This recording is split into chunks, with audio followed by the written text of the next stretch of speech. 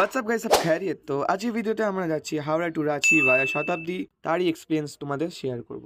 চলো এবার ভেতরে যাওয়া যাক। তো এই হলো আমাদের সিট, দেখতেই পাচ্ছ তোমরা। তো শতাব্দী বলেই এরা টাইম পাঞ্চুয়ালিটি মেনটেন করে ঠিক 6:05 ট্রেন ছেড়ে দিয়েছে। তারপরে অ্যাজ ইউজুয়াল আমি নেটফ্লিক্স অ্যান্ড চিল করছিলাম, যেটা আমি করতেই থাকি সবসময় যেখানেই যাই। দেখতেই দেখতেই চলে আসলো মর্নিং টি। তো আমার ফেস রিয়াকশন দেখে তোমরা বুঝতেই পারছো যে চাটা কেমন হয়েছে খেতে।